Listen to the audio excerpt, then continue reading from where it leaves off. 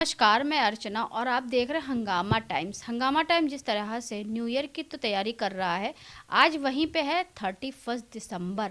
तो 31 दिसंबर को लेकर के आज हम लोग आए हैं अनुकृति गोविंद शर्मा जी के पास में, जो कि एंकरिंग की दुनिया में उन्होंने एक अपना अलग सा स्थान बना के रखा हुआ है।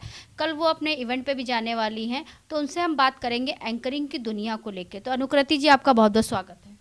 थैंक यू सो मच अर्चना जी। हंगामा टाइम्स को भी मैं धन्यवाद देना चाहूँगी अपने शो पर मुझे बुलाने के लिए। और कल ही नहीं, मेरी तो एंकरिंग आज भी लगी हुई है। न्यू ईयर्स ईव जो होती है 2023, तो 2024 का स्वागत करने के लिए जो एक इवेंट है, आज क्लब मोमेंट्स में मेरा इवेंट लगा हुआ है, जो कि क्रेजी बॉल्स का एक वेंचर है। क्रेजी बॉल्स को आप जानती होंगी, जो कि एक प्रीमियम केटरिंग सोल्यूशन है लखनऊ में।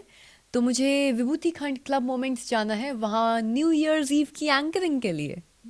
चलिए मैम, तो मैम एंकरिंग की दुनिया को लेकर के आपसे कुछ सवालात रहेंगे हमारे। तो ये बताइए, आप अपनी जर्नी के बारे में बताइए कि एंकरिंग की दुनिया को लेकर के आपके क्या क्या तैयारियां हैं और आपने बीते हुए दिनों में क्या क्या चीज़ें की हैं? एंकरिंग की जो मेरी जर्नी रही है आज तक, ये बहुत ही सिचुएशनल रही। मेरी जो एजुकेशन है वो बायोटेक्नोलॉजी से थी, लेकिन आप ये सोच सकती हैं अर्चना जी कि एंकरिंग के क्षेत्र में एक तरीके से ज़िंदगी ने ही मुझे झोंक दिया। जब मैं स्कूल में थी तो एक इंट्रोवर्ट थी, मुझे ज़्यादा कॉलेज में डिबेट्स में भाग लेने का कोई शौक़ नहीं था। लेकिन जब मैं एमिटी यूनिवर्सिटी आई नोएडा में, मैंने बायोटेक्नोलॉजी में अपना पोस्ट ग्रेजुएशन किया, तो कॉलेज के इतने सारे इवेंट्स होते थे और कॉलेज का जो एक पूरा माहौल था, यूनिवर्सिटी के उस एनवायरनमेंट ने मुझे वो स्कोप दिया और वो एक्सपोजर दिया कि मैं बहुत ही ज़्यादा लोगों के साथ घुल मिलकर रहने लगी। I became an extrovert from an introvert. और मैंने लाइफ में बहुत जल्दी रियलाइज़ कर लिया कि इंसान को भोंदू या गोलू रहकर कुछ नहीं मिल पाता। तो you have to reach out to people, express yourself freely, be an extrovert, speak your mind if you want to be successful in the world. बिना कम्युनिकेशन स्किल्स के, बिना बातचीत करे, बिना खुल के बेबाक अंदाज में बातचीत करे, आपको दुनिया वो चीज़ नहीं देती जो आप डिज़र्व करते हैं। चुप रहने से कुछ नहीं होता। तो one thing led to the other, एक एंकरिंग का शो आया, मैंने शो किया, लोगों ने मेरी बहुत सराहना करी और साथ ही साथ मैं एक इंग्लिश न्यूज़ चैनल के साथ जुड़कर न्यूज़ रीडर भी बन गई और न्यूज़ रीडिंग का भी काम मैंने काफ़ी समय तक किया। और सैटरडे संडे के दौरान मेरे पास बहुत ज़्यादा समय हुआ करता था, तो उस समय मुझे लगता था कि वाई नॉट, मुझे लाइव शो एंकरिंग पर भी ध्यान देना चाहिए। तो न्यूज़ रीडिंग के साथ साथ इस तरीके से मेरी लाइव शो एंकरिंग की शुरुआत हुई। अच्छा, जैसे लोग एंकरिंग को पार्ट टाइम भी जॉब के रूप में मानते हैं, कुछ लोग इसे फुल टाइम भी करते हैं, तो आप क्या सलाह देना चाहेंगे लोगों को? देखिए, ये तो आपके ऊपर निर्भर करता है। नंबर वन, आप में टैलेंट है कि नहीं। आप ऑडियंस को बेवकूफ़ नहीं बना सकते और उससे इम्पॉर्टेंट, आप अपने आप को बेवकूफ़ नहीं बना सकते। तो ईमानदारी से अपने आप से पूछिए कि क्या आप में वो टैलेंट है कि आप एक लाइव शो एंकर बन सकते हैं। आजकल लोग तो टैलेंट बेचते भी हैं, तो उसके बारे में क्या कहेंगे? उस पे तो मैं बाद में आऊँगी, लेकिन देखिए, समझिए कि मरने का जो डर होता है, उसके बाद नंबर 2 पर डर होता है पब्लिक स्पीकिंग का। तो सबसे पहले अपने आप से पूछ लीजिए कि do you have this fear of public speaking. अगर आपको पब्लिक स्पीकिंग का भय है तो प्लीज़ सबसे पहले उसको ओवरकम करिए और अपने आप से ये पूछिए कि क्या मैं एंकर बन सकता हूँ या नहीं। क्योंकि देखिए अर्चना जी, आप खुद एक कम्युनिकेशन प्रैक्टिशनर हैं, जर्नलिस्ट हैं, तो स्क्रिप्ट रट्टू तोते की तरह तो कोई भी बोल सकता है, लेकिन उसमें एनर्जी डालना, इमोशन डालना, अपना एक अंदाज बनाना, अंदाज़े बयां, उसके बिना आप एक एंटरटेनर, एक परफॉर्मर नहीं बन सकते। तो ईमानदारी से अपने आप से पूछिए, are you ready to become an anchor. Yes, अगर आप में टैलेंट है तो आप डेफिनेटली इस फील्ड को फुल टाइम परस्यू कर सकते हैं। I am a living example. मैं एक अच्छे खासे घर में रहती हूँ, मेरा एक लाइफस्टाइल है और ये सब कुछ मेरी फुल टाइम एंकरिंग सपोर्ट करती है। मैं पूरे time round the year busy रहती हूँ, लाइव शोज एंकर करती रहती हूँ, इंडिया में, इंडिया के बाहर। कोविड के दौरान थोड़ा सा डिजिटलाइजेशन ज़्यादा हो गया था, लेकिन I am anchoring shows literally through out the year. और टैलेंट के साथ साथ आपके अंदर टैलेंट बेचने का टैलेंट है कि नहीं, इन दोनों चीज़ों का उत्तर आप अपने आप से मांगिए। अगर दोनों का ही जवाब यस है, then yes you can pursue this career full time. जैसे बहुत से लोग लाइव शो के आने से डरते हैं, लाइव आने से डरते हैं, और बहुत से लोग कहते हैं नहीं रिकॉर्डिंग कर लो फिर दिखा दो, फिर उसमें एडिटिंग करके तब उसको प्रसारित करो। तो आपका क्या सलाह रहेगी लोगों के लिए, लाइव शो बेहतर होता है रिकॉर्डिंग? अब आप तो मुझे जानती हैं कि ये रिकॉर्डिंग का मेरे पास कोई कॉन्सेप्ट नहीं है। जब मैं एक्टिंग कर रही होती हूँ किसी मूवी में, तब तो देखिए डायरेक्टर होते हैं, तो कोई सीन जब तक परफेक्ट नहीं होता सारे एक्टर्स को लेके, तब तक हम लोग टेक्स पे टेक्स लेते रहते हैं। लेकिन जब आप मंच पर उतरते हैं, यहाँ पर आप ये समझ जाइए कि रीटेक्स की कोई सुविधा नहीं है आपके पास। अब आप मंच पर माइक लेके खड़े हैं, क्या रीटेक होगा? अब तो आपको देन एंड देयर परफॉर्म करना है। You have to be a very charismatic and a spontaneous anchor, जो वहीं पर बेबाक बेधड़क कॉन्फिडेंस के साथ बिना डरे ऑडियंस के साथ इंटरैक्ट कर सकता है, उनको एंटरटेन कर सकता है, उनके बीच में जान ला सकता है, इवेंट में कॉमेडी ला सकता है। तो आपको स्पॉन्टेनियस बनना पड़ेगा, और आप एंजाइटी और सेल्फ डाउट में नहीं दब सकते। तो देखिए, ये तो एंकर के ऊपर डिपेंड करता है। बहुत सारे एंकर्स हैं जो स्क्रिप्ट्स को रखते हैं, और ये तो एक स्कूल ऑफ थॉट की बात हो गई। लेकिन मैं स्क्रिप्ट्स के सख्त खिलाफ हूँ। मैं बहुत ही स्पॉन्टेनियस एंकर हूँ।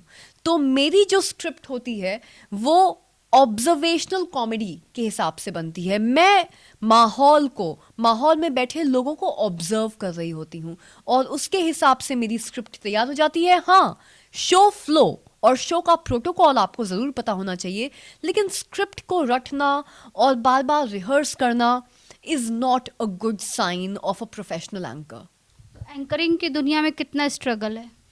स्ट्रगल तो देखिए हर एक फील्ड में होता है। मैंने भी एंकरिंग की फील्ड में उतरते वक्त 2 साल बहुत स्ट्रगल किया अर्चना जी। कभी कभी इवेंट्स नहीं मिल पाते थे। मैं बहुत सारे इवेंट मैनेजर्स को कॉल भी करती थी और कहती थी कि कोई शो आए तो बताइएगा, कोई लाइव शो आता है, टेलीविज़न शो आता है होस्ट करने के लिए तो ज़रूर बताइएगा।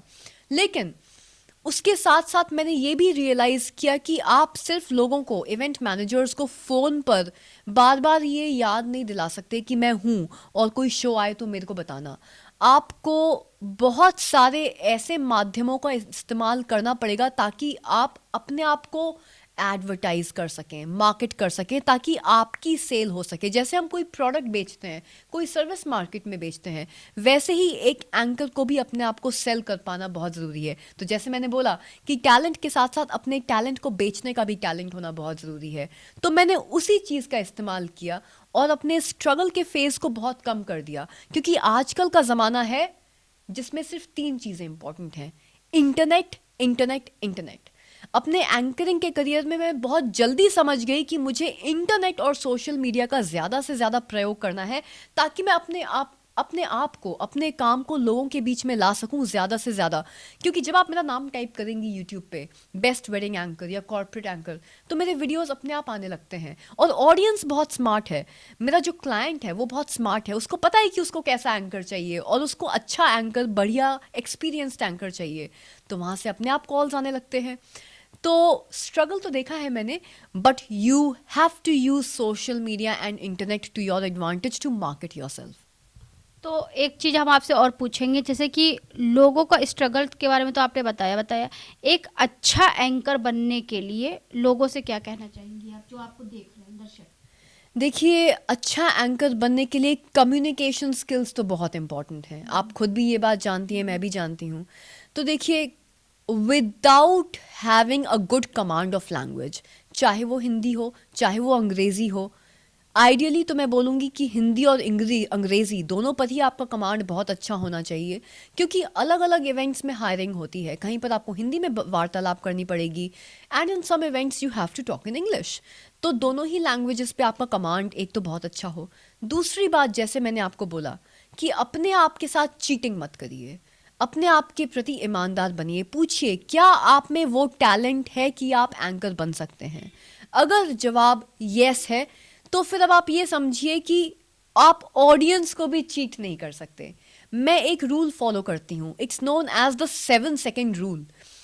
मंच पर उतरते ही पहले 7 सेकेंड के अंदर ऑडियंस चाहे कुछ भी कर रही है, पॉपकॉर्न खा रही है, स्नैक्स खा रही है, आपस में गॉसिप कर रही है, पहले 7 सेकंड में आपको कुछ ऐसा करना है मंच पे कि ऑडियंस का अटेंशन आप ग्रैब कर लें।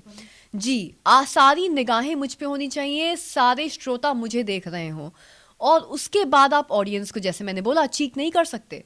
तो अगर आपको नर्वसनेस हो रही है महसूस, तो आप समझिए कि बॉडी में जितने भी रिएक्शंस हो रहे होते हैं नर्वसनेस से, वो सही रिएक्शंस हैं, लेकिन वो same to same reactions excitement में भी होते हैं।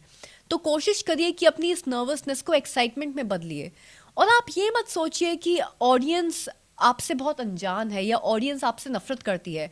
आपके अंदर आपको ये एक मेंटल चेंज लाना होगा। There has to be a mental revolution कि ऑडियंस आपकी फ्रेंड है, you just love your audience. तो स्टेज पर जाने से पहले मैं अपने आप से कहती हूँ कि I love my audience and I want to meet my audience, और खुशी के साथ, बिल्कुल काम, कलेक्टेड, कंपोज्ड, कॉन्फिडेंट, पॉजिटिविटी के साथ स्टेज पे जाइए with a big smile on your face. और मैं बोलूँगी, practice practice practice practice practice, जितना प्रैक्टिस बोल दूं उतना कम है। बहुत प्रैक्टिस करिए। और एक और एडवाइस, सहज रहिए। You have to stay very natural. देखिए, ज़्यादा ये लोगों की एक्टिंग करना और लोगों के एंकरिंग स्टाइल को कॉपी करना और अपनी पर्सनालिटी को उसी दौरान खो देना, audience is not a fool. Audience बहुत स्मार्ट है, वो ये सब कैच कर लेती है। ऑडियंस को चाहिए कि कोई ऐसा एंकर हो जो उन्हीं की तरह सहज भाव में उनसे बातचीत करे, हंसी मजाक करे। तो बहुत नेचुरल बनिए। और मेरे 3 और टिप्स हैं जाते जाते जो मैं सबसे कहना चाहती हूँ। Be honest with yourself, be very honest with your audience. अपने टैलेंट को सेल करिए। और एक और चीज़, जैसे मैंने बोला, if you have to do the part, you have to look the part. मैं अपने स्ट्रगलिंग डेज में भी जब स्टेज पर जाती थी तो अपने अटायर से, अपने ड्रेसिंग सेंस से कभी भी कॉम्प्रोमाइज़ नहीं करती थी। और आंखों के कनेक्शन से, कनेक्शन, जी हाँ, आप भी जानती हैं, लोग मुझे जानते हैं, मेरा आंखों का कनेक्शन, चाहे वो क्लासरूम में हो चाहे वो स्टेज पे कहते हो। हैं आई कम्युनिकेशन कहते हैं जिसे। जी हाँ, eye contact is very important. तो देखिए, you have to look the part to do the part also. Fake it till you make it. तो अपने आप के साथ चीटिंग मत करिए। अगर आप में टैलेंट है तो इस क्षेत्र में उतरिए। Dress like that part. और हाँ, प्रैक्टिस बहुत ज़्यादा करने की ज़रूरत है। और देखिए, हर एक शो में अर्चना जी, मैं आज भी जब जाती हूँ, आप कभी कभी देखेंगे एक्टर्स के साथ भी, कि जब आप एक सफलता का मुकाम हासिल कर लेते हैं तो आप देख रहे हैं कि एंकर्स हों चाहे एक्टर्स हों, सेट पे 2-2 घंटा लेट पहुंच रहे हैं। काम में उनके एक कंफर्ट लेवल, एक कंप्लेसेंसी आ जाती है। लेकिन आज भी मैं किसी शो में सबसे पहले पहुंचती हूँ, 2 घंटे पहले पहुंचती हूँ। मुझे मेरा माइक चेक, साउंड चेक करना होता है, अपने क्लाइंट से बहुत अच्छी ब्रीफिंग लेनी होती है। हर एक शो में मैं पसीना नहीं, अपना खून देती हूँ, and I literally mean it. तो हर एक शो को आप ऐसे ट्रीट करिए जैसे ये आपकी ज़िंदगी का आखिरी शो हो। Treat it like the last show off your life, क्योंकि इसी शो के परफॉर्मेंस के बेसिस पे आपको अगले आने वाले 10 शोज मिलने वाले हैं। तो B very honest with your self. Talent अगर है तो मेहनत करिए, प्रैक्टिस। हर एक शो को अपना आखिरी शो समझिए, बहुत ज़्यादा मेहनत करिए। और सफलता के मुकाम पर आप जितना पहुंचेंगे उतने ही आपको क्रिटिक्स भी मिलेंगे। तो कोई बोल दे मुझे आपके शो में मज़ा नहीं आया, आपको आलोचक सब जगह मिलेंगे, चाहे आप कितने भी सक्सेसफुल हो जाएं। तो जो भी ऐसे नेगेटिव लोग होते हैं जो हर वक्त आलोचना के शिकार होते हैं, ऐसे लोगों को इग्नोर करिए और आगे बढ़िए। अपने यूनिक एंकरिंग स्टाइल पे फोकस करिए, अपना खुद का एक स्टाइल बनाइए। किन्हीं भी दो एंकर्स को कभी भी कंपेयर मत करिए। कंपेयर नहीं किया जा सकता। सबका हुनर अलग अलग होता है। कोई आपके बीच में आता है तो वो जितने दर्शक आपको देख रहे हैं उतनी दर्शकों की आंखें आपको देख रही। आपकी तो 2 आंखें हैं, आप 2 आंखों सबको देख रहे हैं, लेकिन सबकी आंखें आपको देख रही हैं। तो ये थी हमारे साथ में खास। यहाँ पे मैं बोलना चाहूंगी, देखिए जैसे आपका एक स्टाइल है बोलने का, मेरा एक अपना स्टाइल है, वहीं पर गीतिका गंजूधर का अपना स्टाइल हो सकता है और वैंडी का अपना स्टाइल है बात करने का। तो हर एक एंकर का एंकरिंग स्टाइल अलग होता है। तो प्लीज़ कभी भी अपने आप को एक तुलनात्मक दृष्टिकोण से किसी और एंकर से कंपेयर मत करिए, पीयर प्रेशर में मत आइए। And practice, have that talent inside you, go hit it on the stage, all the best to all of you। लेकिन हाँ, प्रैक्टिस की बहुत ज़रूरत है। ऑलवेज ड्रेस द पार्ट, खूब मेहनत करिए। अपने किसी भी शो को आखिरी शो समझिए अपनी लाइफ का। और यस, अपना यूनिक स्टाइल क्रिएट करिए, किसी को कॉपी करने की कोशिश मत करिए, और हाँ, स्क्रिप्ट्स को रटने से दूर रहिए। बिल्कुल। तो ये थी अनुकृति गोविंद शर्मा जी, जिन्होंने बताया यू आर बेस्ट, आप एंकरिंग की दुनिया में बेस्ट कर सकते हो। अगर युवराज सिंह जो है हर बॉल पे छक्का मार सकता है, तो वैसे ही आप बेस्ट हो एंकरिंग की दुनिया में। आप सिर्फ प्रैक्टिस करिए, लोगों के बीच में जाइए और अपने बातों को खुल करके रखिए और अपनी पहचान एक अलग सी बनाइए, जिस तरह से अनुकृति गोविंद शर्मा जी बना रही हैं एंकरिंग की दुनिया में अपनी अलग पहचान।